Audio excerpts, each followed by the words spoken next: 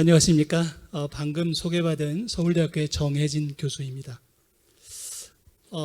오늘 이렇게 제가 기조 강연을 할 수 있게 해주신 우리 김현상 차세대융합기술원 원장님께 진심으로 감사드립니다. 그리고 이 심포지움을 굉장히 어렵게 또 준비를 하신 우리 박지연 박사님께도 감사를 드립니다. 그리고 바쁘신 와중에도 이렇게 참석을 해주신 모든 분들께 감사드립니다. 사실은 제가 2006년부터 2009년까지 바로 이 차세대 융합기술원의 처음 설립 멤버입니다. 그래서 그 뒤에 이렇게 와서 보니까 그 원장님과 많은 분들이 노력을 하셔서 정말 훌륭한 그런 연구원으로 이렇게 발전이 된 것을 보면서 굉장히 감개무량하고 감격스럽습니다. 다시 한번 깊은 감사를 드리고 크게 더 발전할 수 있도록 해주시기를 바랍니다. 그리고 경기도에서도 많은 기여를 해주셔서 이렇게 된 걸로 생각을 하고 있습니다. 자, 오늘 제가 말씀드릴 주제가 생태계와 탄소인데 사실은 조금 더 여기 계시는 분들이 전문적으로 생태계와 탄소를 아시는 분들도 있고 그렇지 않으신 분들도 있어서 될 수 있으면 조금 더 일반적인 사안에 대해서 좀 쉽게 말씀을 드리려고 지금 하고 있는데 어떨지는 모르겠습니다.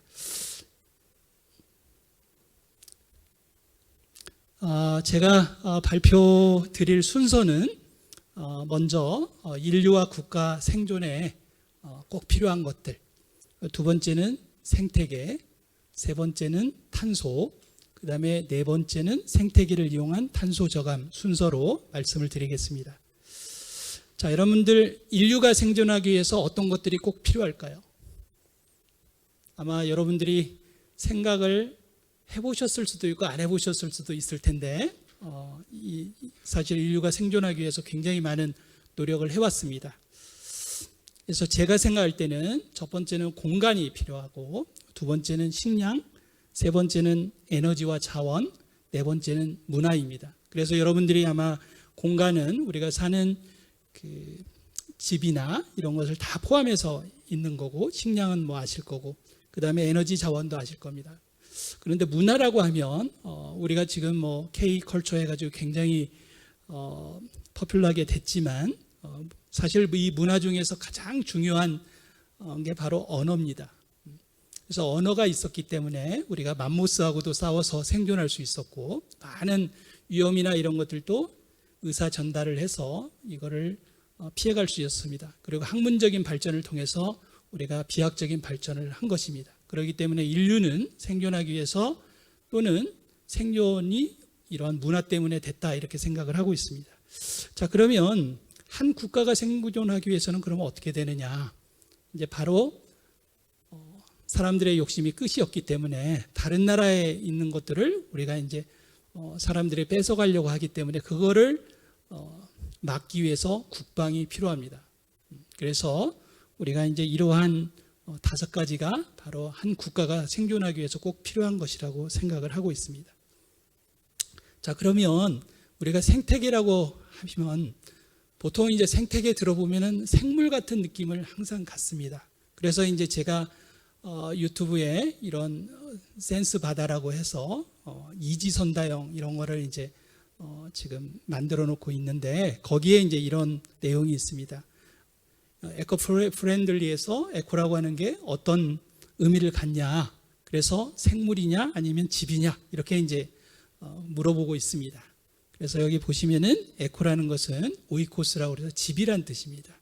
우리는 생물 같이 느끼지만 집이라는 뜻이고 그 다음에 시스템이 있다 이런 얘기입니다. 자, 그러면 이거를 사실은 생태계란 정의가 굉장히 오래전에 1937년 정도에 이제 텐슬리라는 분이 처음 만들었는데 그 뒤에 이제 많은 변화를 가져왔습니다. 그런데 조금 복잡하고 그래서 제가 쓴 재미있는 생태학이라는 책에서 정의를 다시 했습니다. 심플하게. 그래서 첫 번째는 공간, 두 번째는 그것을 채우고 있는 비생물적인 물질과 에너지, 그렇죠? 그다음에 거기에 사는 생물. 그러니까 여러분들이 살고 계시는 집을 생각하시면 됩니다. 집에 이제 공간이 있고 그걸 채우고 있는 물질과 에너지, 그다음에 거기 사시는 분. 이게 이제 생태계라는 거죠. 그래서 여러분들이 살고 계시는 집 한 채도 생태계고, 아파트 전체도 생태계고, 수원시 전체도 생태계고, 이게 다 생태계입니다. 그래서 우주 생태계도 있고, 그렇게 공간을 다 디파인하면 되니까. 자, 그러면 인류에게 제일 중요한 게 저는 공간이라고 생각하는데, 공간의 중요성은 뭐냐? 방금 말씀드린 것처럼 하나의 집이고, 또 하나는 경제사회적인 활동 무대죠. 이걸 통해서 뭐 수산물이나 이런 것들도 뭐 잡을 수 있고, 그다음 무역을 할 수도 있고, 그다음에 레저도 즐길 수 있고, 굉장히 많은 활동을 할 수가 있습니다. 그다음에 또 하나는 생물들의 서식지이자 자원의 보고다. 그렇기 때문에 이 생태계가 가지는 공간이라고 하는 것은 굉장히 중요하다. 자, 그러면 공간을 어떻게, 이렇게 중요한 공간을 어떻게 유지를 해야 되느냐? 바로 세 가지 조건이 있습니다. 첫째는 건강한 공간, 두 번째는 안전한 공간, 세 번째는 지속 가능한 공간. 그래서 이것을 유지를 해야 된다. 그런데 이런 공간의 건강성이나 그다음에 안전성이나 지속 가능성을 위협하는 요인들이 있어요. 여러분들이 너무 많이 들어보신 내용들입니다. 그게 바로 지구온난화랄지, 그다음에 오염이랄지, 그다음에 뭐 산성화랄지, 굉장히 많은 그런 위험 요소들이 있죠. 그 공간에 있는 것들이 그렇게 위협을 하는 것입니다. 자, 그러면 온난화라고 하는 것은 뭐냐? 아까 생태계의 정의로 공간, 그걸 채우고 있는 물질과 에너지, 그다음에 생물, 그러니까 그 안에 있는 에너지가 증가하는 게 그게 바로 온난화입니다. 굉장히 심플한 거죠. 그래서 지난 100년 동안의 1도시, 또 어디에서 이제 어느 피오리오드를 끊느냐에 따라서 어떨 때는 1.2도시, 어떨 때는 뭐 1.3도시 이렇게 올라가게 되는데, 어쨌든 간에 지금 굉장히 빠르게 기온이 올라가고 있습니다. 그래서 IPCC 6차 보고서에 의하면 2100년에 최대 5.7도시까지 올라간다. 지금 뭐 여름에 우리도 굉장히 더운데 이렇게 올라가게 되면 사실 굉장히 큰 문제가 되죠. 특히 사람들이 이제 많이 피곤해하지만, 또는 육상에 있는, 해양에 있는 그런 식량이 또 위협을 받을 수밖에 없는 그런 상황이어서 굉장히 이제 문제가 심각하게 되는 거죠. 자, 그러면 온난화의 원인은 여러분들이 많이 들어보셨을 겁니다. 결국에는 화석연료를 사용하고, 또 그것들이 바로 온실가스 효과를 이제 갖는 거지요. 그 온실가스라고 하는 것이 바로 온실의 유리 역할을 하는 건데, 그 유리 역할을 하는 게 대부분 우리가 탄소로 보고 있습니다. 자, 그러면 이런 것을 대처를 어떻게 해야 되느냐? 바로 이제 이 온난화 과정을 정확히 이해를 해야 됩니다. 그리고 그 진단에 따라서 화석연료의 사용을 감소를 하고, 그 다음에 탄소를 저감할 수 있는 기술을 개발하는 것입니다. 그러면 아까 첫 번째가 프로세스를 정확하게 이해한다고 했는데, 어떤 프로세스냐?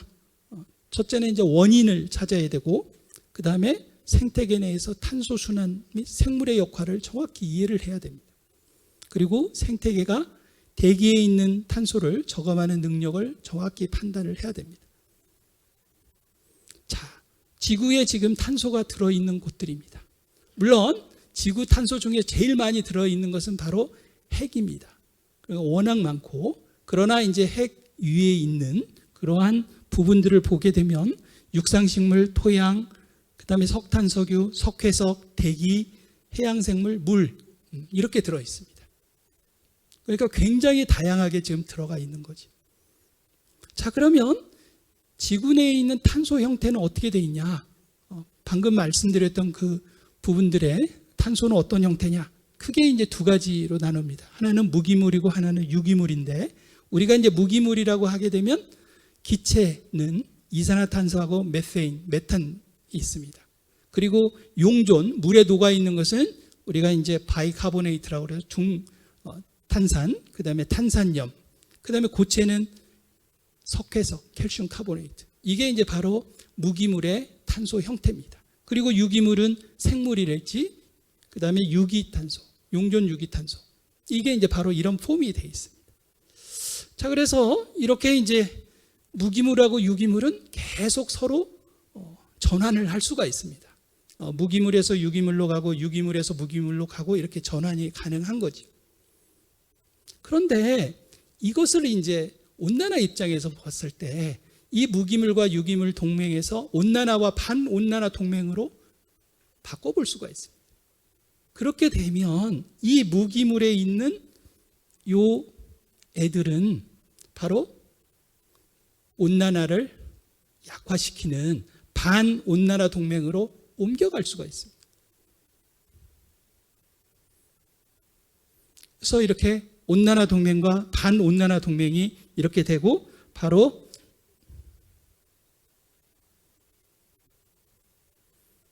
여기에 있는 애들이 변절은 아니고요. 전향을 이제 해서 반온난화 동맹으로 전환을 하는 것입니다. 자, 그런데 생태계 내에서는 얘네들이 언제든지 이렇게 이산화탄소가 메세인으로 갈 수도 있고, 그 다음에 이산화탄소였던 게 생물로 갈 수도 있고, 여기에 있던 것이 용존 유기탄소로 갈 수도 있고, 이렇게도 갈 수 있고, 계속 이렇게 이제 변할 수가 있습니다. 자, 그래서 아까 말씀드린 것처럼 그러면은 무기물 아니면은 온난화의 동맹에 있던 이산화탄소가 생물의 몸으로 가게 되면은 이제 반온난화 동맹으로 들어가는 것입니다. 이렇게. 그래서 여러분들이 잘 아시는 광합성식이 이렇게 된 거고, 그러면 누가 그러면 이렇게 이산화탄소를 이렇게 반온난화 동맹인 생물의 몸으로 변하게 할 수 있느냐? 여기 보시면은 이제 미세주류,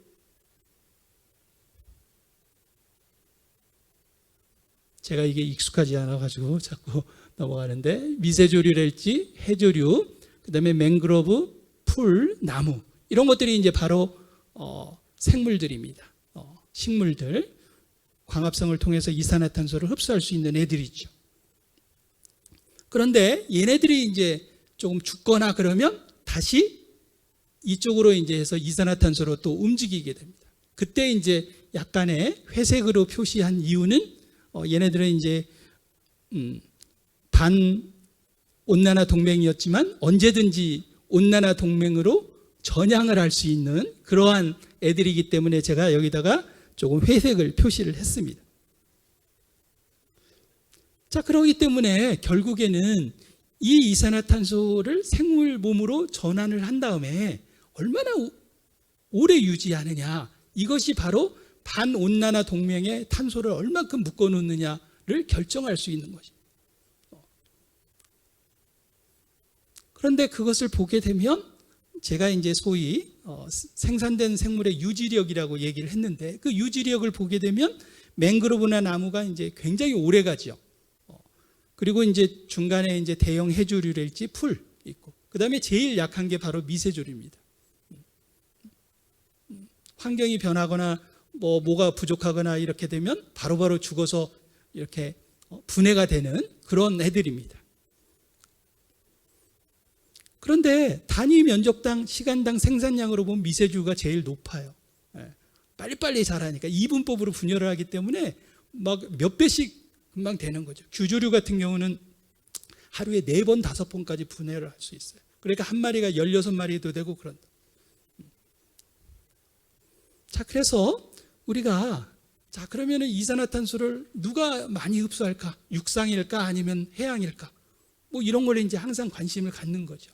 그래서 보면 육상 생태계 전체하고 해양 생태계 전체에서 이산화탄소를 흡수하고 그걸 우리가 이제 총 생산량이라고 그러고, 거기서 이제 호흡량을 빼게 되면 순 생산량이라고 하는데, 그것을 보면 해양하고 육상하고 그렇게 크게 차이가 안 나요. 그렇죠? 48기가톤 카본하고 1년에 생산하는 양이 육상은 56기가톤이고, 그런데 재미있는 건 뭐냐면 남아있는 생물의 생체량을 보면 해양에서 광합성원에는 1기가톤밖에 안 돼요. 그리고 육상은 450기가톤이에요. 근데 생산량은 거의 비슷한데 실제로 남아있는 건 이렇게 돼요. 왜 그럴까요? 바로 두 가지 이유 때문에.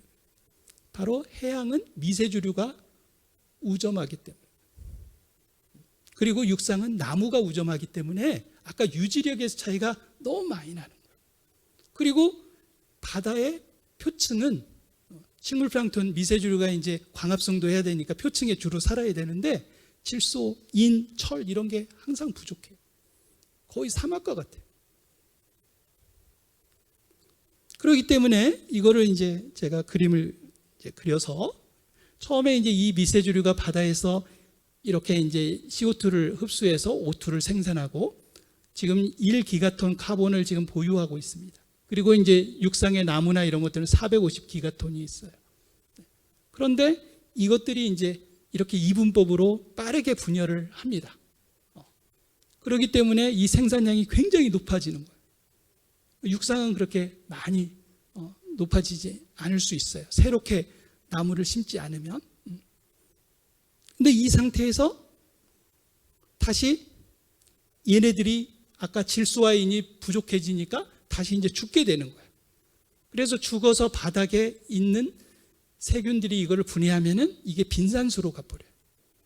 그리고 일부가 먹이망을 통해서 해서 여러분들이 좋아하시는 어패류 생산을 하게 되는 거예요. 그렇기 때문에 아까 말씀드린 것처럼 바다는 이 표층은 거의 다 사막이에요. 그래서 이렇게 강물이 유입되는 이런 데나 아니면 저층수에는 질소아인이 굉장히 많은데 다른 이 표층은 전부 다 질소아인이 없다 보니까 이 비가 왕창 왔을 때 식물플랑톤 아까 미세주류가 많이 분열을 한 다음에 더 이상 이제 질소아인이 공급이 안 되면 이제 죽어버리는 거죠. 그래서 여기 말씀드린 것처럼 표층의 영양류 농도를 높이는 담수에 대량 유입하고, 그러니까 비가 뭐 365일을 올 수가 없잖아요. 그래서 이게 오다가 이제 그치게 되면은 그동안에 이제 미세주류는 많이 번유를 해놨었는데 질소 공급이 이제 안 되니까 얘네들이 이제 죽게 되는 거죠. 네. 자, 그래서 보면 해양과 육상 생태량을 비교해 보면 육상은 아까 식물이 450기가톤, 동물이 20기가톤. 그런데 해양은 식물이 1기가톤이고 동물이 5기가톤. 그렇죠? 우리가 이제 상식적으로 보면 먹이 피라미드에 의해서 더 식물이 많아야 되는데 동물이 더 많아요. 그 얘기는 뭐냐면 바다에 있는 동물들은 먹이를 먹은 다음에 아까 식물플랑톤은 빨리 질소아인이 없으면 죽어버리는데 3, 4일 안에 얘네들은 굶어도 오랫동안 견디기 때문에 그 바이오매스를 계속 유지할 수 있는 거예요. 그러니까 여기서 보시면 이제 어떤 생각이 드세요? 아, 식물플랑톤이 많이 번성한 다음에 죽기 전에 동물로 빨리 전환시켜야 되겠다. 그렇죠? 네. 그래서 아까 말씀드린 것처럼 어차피 이 동물들이 5기가톤 카본을 유지하고 있기 때문에 이 포식자를 잘 이용을 해야 됩니다. 자, 다음에는 이제 아까 반온난화 동맹에서 굉장히 중요한 역할을 하는 게 바로 칼슘 카보네이트, 즉 석회석입니다. 자, 지구하고 금성이 있습니다. 금성, 비너스, 굉장히 예쁜 별이죠. 네. 그런데 아까 말씀드린 것처럼 지구 대기에는 이산화탄소가 전체 지구가 가지고 있는 탄소에 비해서 0.01%도 안 돼. 우리가 막 엄청나게 난리를 피고 있지만 전체 양으로 보면은 얼마 안 돼요. 그러나 금성은 96%가 다 대기에 들어 있어요. 이산화탄소가. 그러면 우리가 가지고 있는 석탄석유 다 해가지고 대기 중에 이산화탄소로 질소가 지금 78%고 산소가 21%인데 그걸 다 이산화탄소로 채우면 온도가 얼마큼 올라갈까? 여러분 궁금하지 않으십니까? 그게 지금 금성에서 그렇게 돼 있는데 바로 470도. 금성이 지금 470도야. 그래서 여러분 궁금하시잖아요. 탄소가 다 이렇게 되면 어떻게 될 거냐. 이렇게 됩니다. 그런데 지금 우리 온도가 15도입니다. 15도. 우리 평균 온도가. 그러니까 여러분들이 이산화탄소를 너무 미워하시면 이산화탄소가 굉장히 서운해합니다. 왜?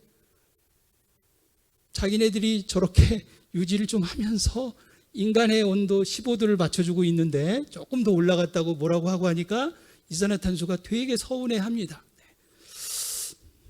좀 위험한 발언이지만 자, 그러면 여기 또 궁금한 게 뭐냐? 그러면 아까 이 애들 중에서 탄소가 제일 많이 들어있는 곳이 어디일까요? 자, 여러분들 어디에 제일 많이 들어있을 것 같습니까?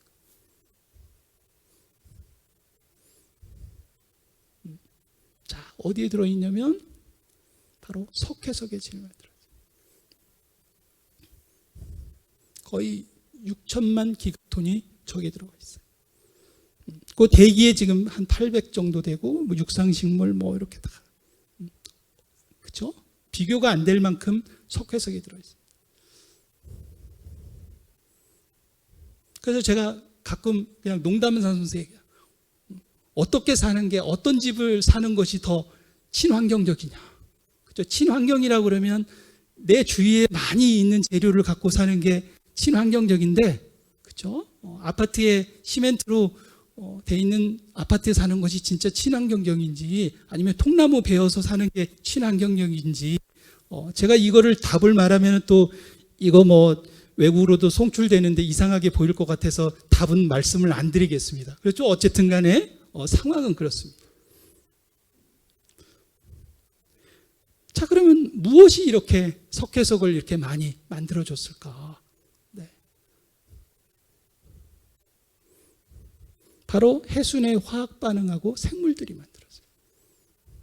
그래서 여기 화학 반응은 그냥 교과서에 심플하게 보면 바다의 물에 탄소들이 여러 폼으로 아까 녹아 있잖아요. 그런데 어떤 폼으로 유지될 거냐? 이거는 바로 pH에 의해서 많이 좌우가 됩니다. 그래서 만약에 예를 들어서 pH가 높다, 알칼리 쪽으로 간다. 그러면 이 카보네이트 이온이 제일 많아지고 그 다음에 지금 이제 이런 8.0 이 정도 되게 되면 바이카보네이트가 많고 그 다음에 산성화가 되면은 그렇게 되면은 이산화탄소 형태로 많아지게 된 겁니다. 그래서 이게 pH에 따라서 어느 폼으로 될 거냐 이게 이제 여기서 굉장히 중요하게 된 거죠.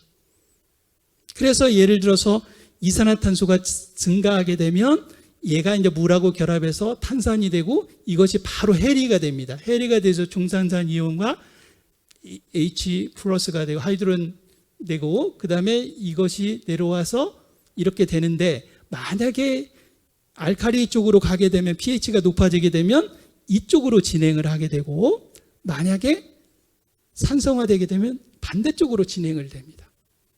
그래서 이 pH에 따라서 석회석이 더 만들어지기도 하고 또 이게 녹기도 하죠. 그리고 우리가 해양 산성화가 되면 이제 어떻게 되냐면 산성화가 되기 때문에 이게 이쪽으로 하게 되니까 조개 껍데기나 그렇죠?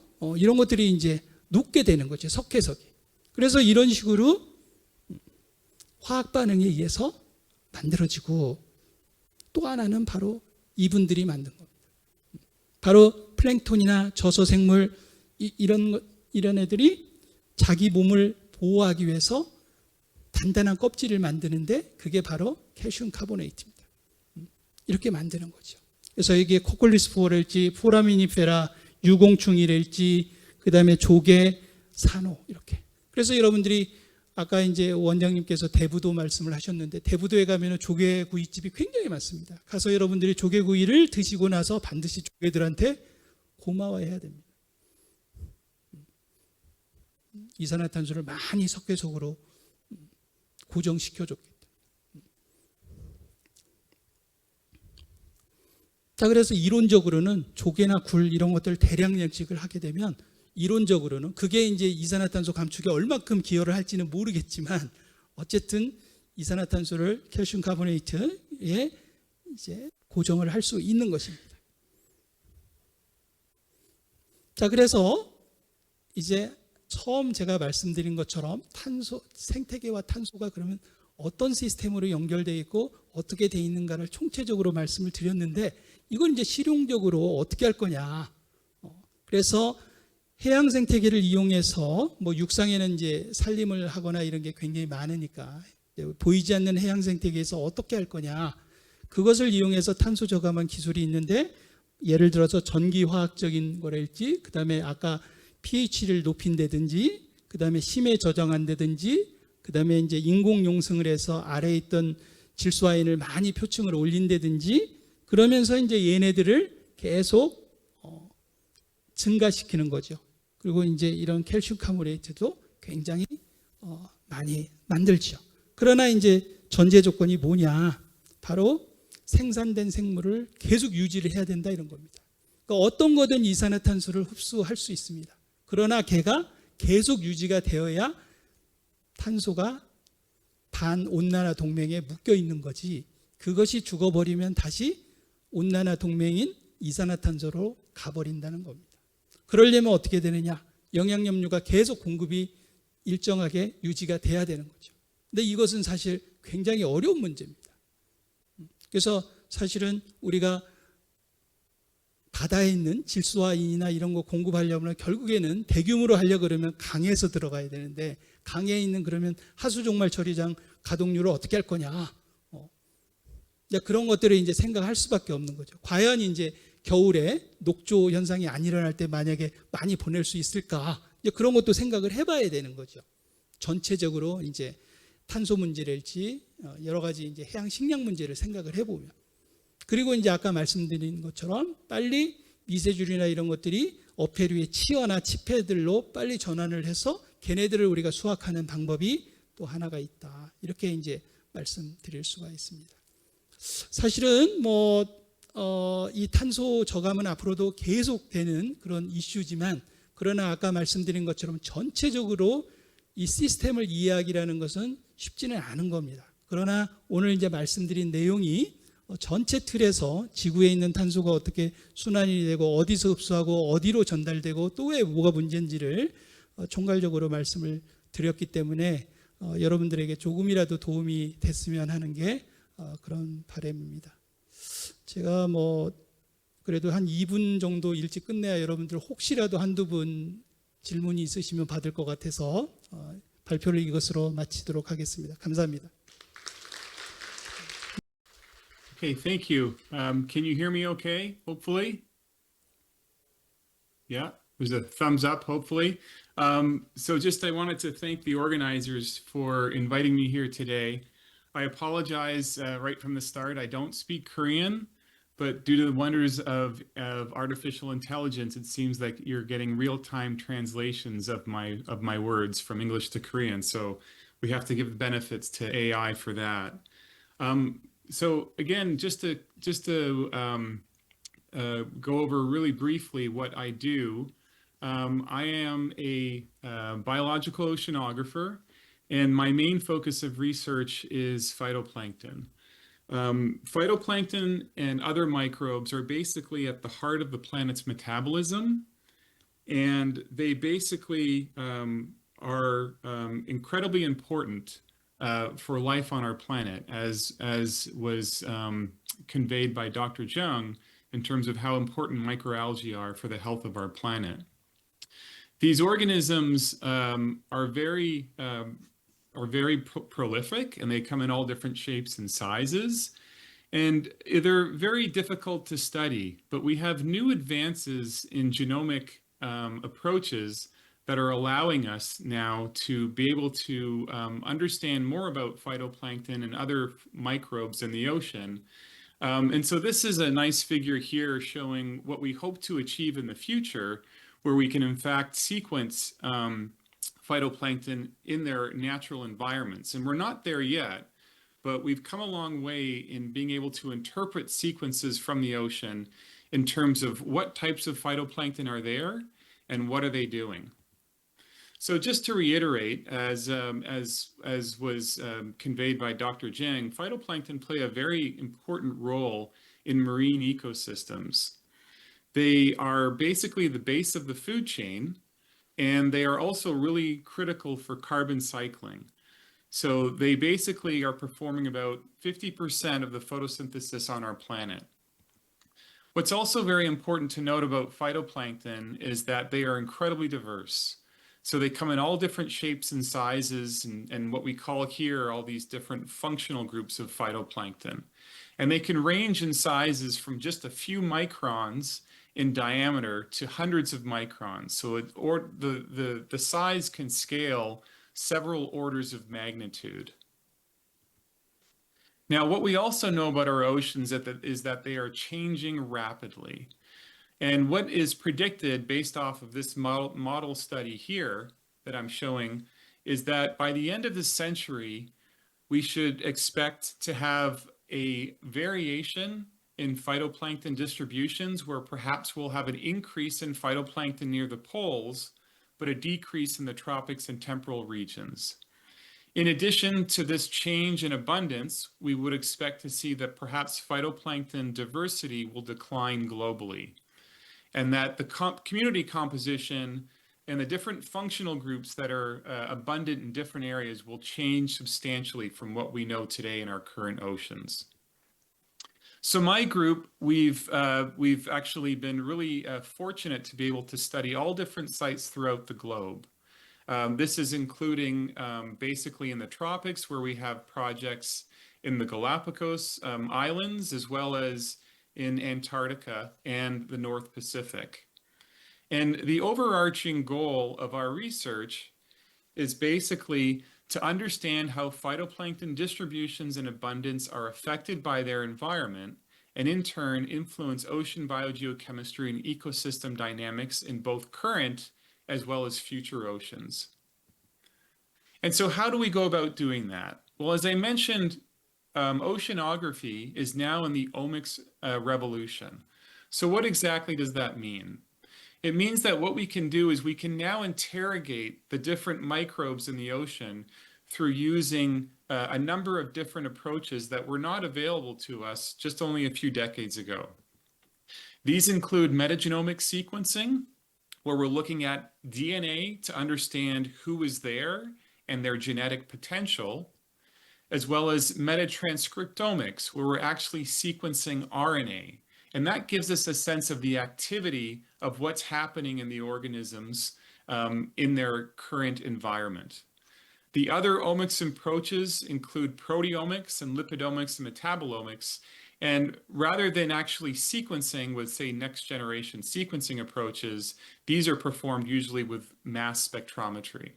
So my group mostly focuses on metatranscriptomics. So we're looking at expressed genes in their environment to tell us, or to try to answer two questions.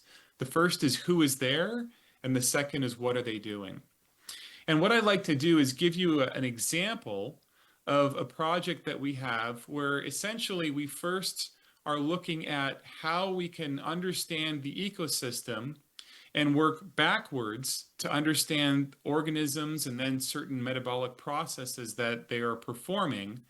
And then with that, we can actually look at single genes and pathways that we think are important for them to be able to survive in their environment, and see if that actually is the case by scaling up back to the ecosystem level.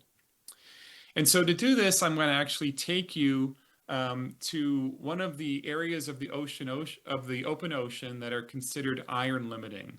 So in areas of the ocean, we see that there are in fact regions where the micronutrient iron limits the growth of phytoplankton. And in these regions, if we actually go out with a ship and we fertilize the ocean with iron like we did here in 2002 during an experiment called Ceres, we can essentially create large, massive blooms of phytoplankton. And what we see is, in fact, mostly we see very distinct groups of phytoplankton like diatoms. This is a pinnate diatom that can respond to that iron. And as Dr. Jiang was saying, these organisms take up a lot of carbon from the atmosphere sequester it into organic carbon, and then can sink down to the bottom of the ocean, taking that carbon with them. And so in this particular experiment, I'm going to take you out to Station Papa, which is actually this P26, which is a well-characterized iron-limited region and was the site of that Ceres iron enrichment experiment in 2002. Now, in 2008, we went out to this region and we decided that we were going to do a very analogous type of approach of an iron fertilization, but we were going to do it in bottles. So what we did is we collected water in a trace metal clean fashion, and we then incubated that water, where we basically first collected water from the ambient iron limited condition, and then we basically collected water and we incubated with iron to stimulate that community and promote the growth of those diatoms. And so what I'm just showing you here are some of these measurements that we commonly do when we do these sort of experiments. This parameter here, Fe over Fm, is looking at their photosynthetic potential, or their photosynthetic physiology. And so these red lines here, these red bars, are basically the plus iron treatment. So you can see that photosynthetic potential increased with iron. And then we look at chlorophyll A, which is basically a proxy for phytoplankton biomass, particulate organic carbon, biogenic silica. These all increase with iron addition. And what I'm showing you down here are two what we call these flow cytometry cytograms, where we can see that in the ambient iron-limited community, we generally see mostly small phytoplankton, which are known as picophytoplankton. But when we add iron, we're stimulating the growth and we're increasing the size and the abundance of the large phytoplankton, like these diatoms of Pseudonychia. But what I really want to show you here is how we then can interrogate this community and examine this community at the gene level. So if you look at all this here, this is what we call a manta plot. And these are all expressed genes. So every single pie chart we see here is an expressed gene, and the colors indicate the groups that those genes are from.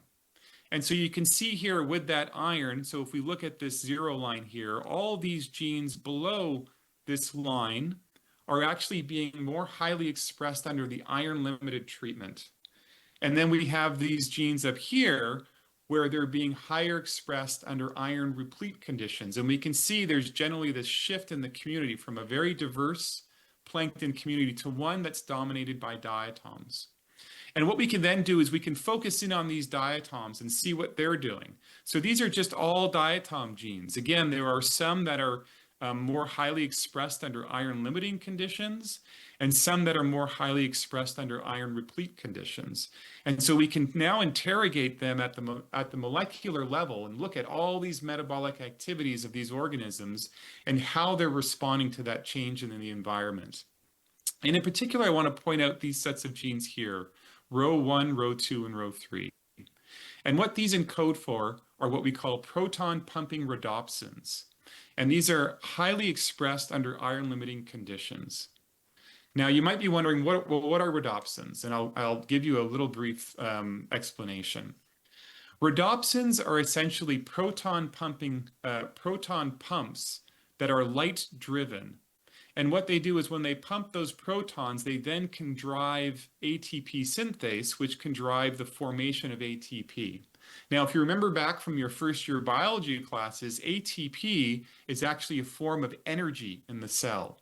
So essentially, these proton pumps are using light at the green wavelength to pump these protons and basically create energy.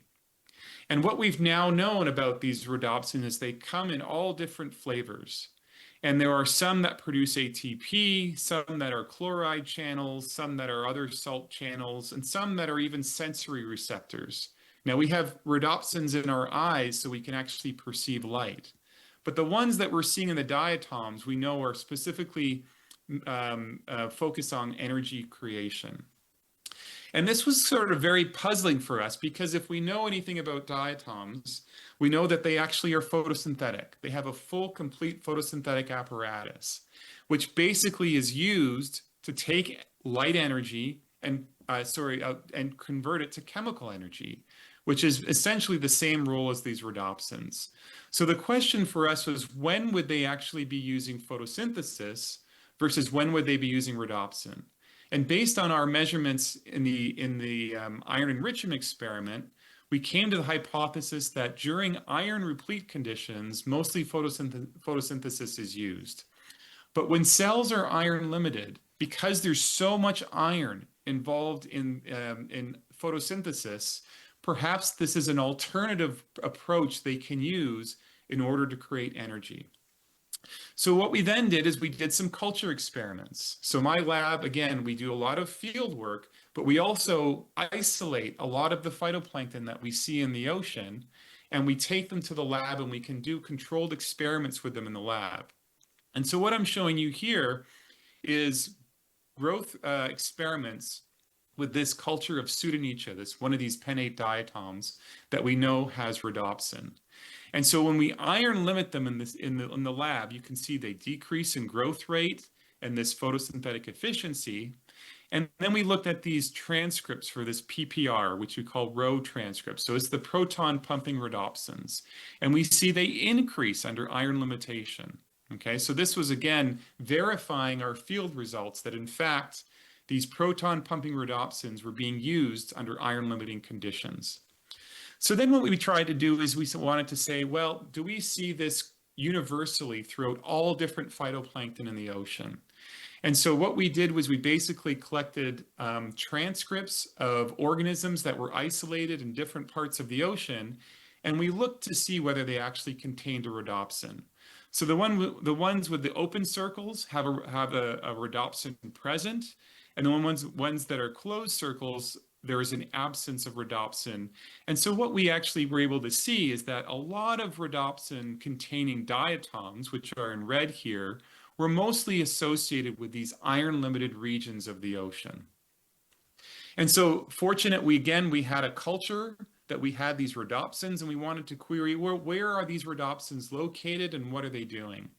And so we had our Pseudonychia here, and basically we were able to show that these rhodopsins are localized to vacuoles in the cell. So this is, again, very different from where photosynthesis is occurring in chloroplasts. So they're mostly localized to the vacuole. And what we also found is that they seem to be doing a lot better, or they're performing better under cold conditions, okay? So another thing that we actually then looked at is try to think about, well, when are they using rhodopsin versus when are they using photosynthesis? And these blue lines basically show what we think is the energy production from photosynthesis. So as you can see here, when photosynthesis is iron limited, they actually produce less energy than when they're iron replete. But for these proton pumping rhodopsins, we think that in fact they actually produce more energy when they're iron limited versus when they're iron replete. And they're more associated with growing at high light conditions. So just to summarize this point here, what we think is going on is we look at when these rhodopsins are used versus the photosynthesis, they essentially are used under low iron conditions, high light conditions, and cold environments. So very specific to what we think are these conditions in the Southern Ocean. So what we did is we actually went to the Southern Ocean, and we went on a cruise along what is the Palmer LTER, and we surveyed the genes of rhodopsins in the ocean. And we found, again, by looking at these genes, that a lot of them are associated with all these different diatoms. So they are expressing a lot of these rhodopsins in the field. And in fact, what we found is if we look at retinal, which is the pigment associated with rhodopsin, it was higher in offshore regions. And so this is just showing a correlation analysis between rhodopsin and this gene that we know is an indicator for iron limitation. So again, we can verify that in fact, the rhodopsins are being expressed under low iron conditions in the field in the Southern Ocean. And so we then are now collaborating with modelers to say, well, okay, can we figure out, or can we produce a model to see how these rhodopsins can help diatoms in their natural environment? And so when our colleagues at Liverpool incorporated this rhodopsin, they found that in fact it can actually influence primary productivity in the Southern Ocean. And in fact, can alleviate light limitation. So we can reduce light limitation and reduce iron stress just by having these proton pumping rhodopsins. And now I'd like to shift gears a little bit and talk to you a little bit about another group of organisms we worked with and looking at oceanic and coastal dinoflagellates of this group Carlodinium. This is work that was led by Se-Hyun Jang, who's now at the Chonam University, and he may be in the audience here. But what Se-Hyun did was he basically was able to compare oceanic versus coastal Carlodinium. So again, what I showed you before is that we understand that different groups of phytoplankton like diatoms, green algae, dinoflagellates, they have different functional traits associated with them. But what Se-Hyun also showed was that even within a genus, we can see variations just based on where they're from. And so what he found was that oceanic and coastal isolates actually respond very differently to iron limitation. And that oceanic isolates, in fact, were better adapted to growing at low iron because they had high affinity uptake systems that were not present in these coastal dinoflagellates. So even within groups, we see divergence in how they will respond to changes in their environment. So just to conclude this section, what we're finding from our research is that plankton abundance and community composition are influenced by their environmental conditions. Okay, so we understand that these plankton are essentially what we call canaries in the coal mine. They are basically the first to change when there is when there's a change in their environment.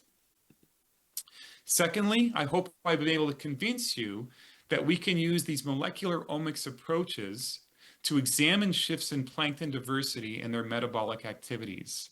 Again, because these genes encode for specific taxonomic groups and specific functional traits, it's a very powerful technique in order for us to examine how these organisms are responding to changes in their environment. Third, adaptions like proton pumping rhodopsins can provide competitive advantages to diatoms in cold, iron-limited, and high light environments. Now, this is just one example of what we think is an adaptation to live in these specific environments. How many others are there that we don't know about? And that we still need to really study these organisms to figure out, in a changing planet with climate change, who will be the organisms that will win and who will be the organisms that will lose. Because what we know is that climate change will result in shifts in plankton diversity and productivity. And thus this will alter biogeochemical cycles and food web processes. And ultimately, because we know they are the base of the food chain, they will influence all those different levels above it, including the fish and other organisms that we rely on for food. And then lastly, it's quite clear from this study and others that further studies are needed at varying spatial and temporal scales. And so this work is definitely needed to be on to continue.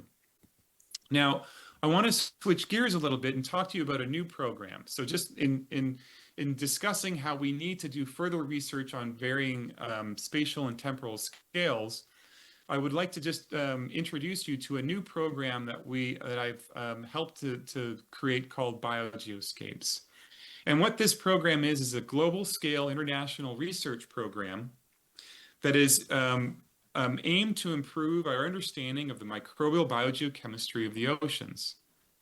Now, it will involve multiple types of studies, and these will include regional processes to ocean basin scales, and include transects, process studies, time series, and laboratory studies. This program is also hopefully going to will be underpinned or be focused on intercalibration efforts and data standards to create an international interpretable data system. So essentially, the goal is that we can have researchers from all over the planet collect measurements that we can intercompare. So we've done so through having a set amount of intercalibration and standardized methods and analyses. And that we will hopefully then equip society with tools and training needed to navigate the rapidly changing planet. Now, in terms of biogeoscapes, this was initially conducted or began in 2018. So it's been an ongoing process involving researchers from all over the globe. And we've had meetings and workshops associated with biogeoscapes and coming up with a science plan. We've had standardization and intercalibration workshops. We've had special sessions at conferences. We've had complementary programs of biogeoscapes, and we've had community input and feedback. And so again, there are many countries that are represented in this program, but I did notice that we do not yet have representatives from Korea. So I would encourage you, if you're interested in learning more about this program, please reach out to me or others. If you just go to biogeoscapes.org, we'd love to have representatives from Korea be a part of this program. In addition to that, we will have various sessions at Ocean Sciences meeting, which will be in Glasgow next spring. And we will have a town hall meeting. And the town hall meeting is called Biogeoscapes, Queering the Ocean's Microbial Life Support System. So again, if you are planning to go to Ocean Sciences, please do plan on coming to this workshop to learn more about biogeoscapes, and hopefully we can actually get to meet each other in person. So with that, I just like to thank some people here. So I have an excellent group of people that worked with me. So the work that I presented today was mainly performed by Dr. Sarah Andrew and Dr. Brittany Zepernick, Dr. Sehun Zhang, and a PhD student of mine, Johnson Lin. There were other people involved, but I'd just like to thank them as well, including the scientists on the cruises that I've talked about, and my funding agency, which was the National Science Foundation. And I just want to end by thanking you for your time, and kamsahamnida.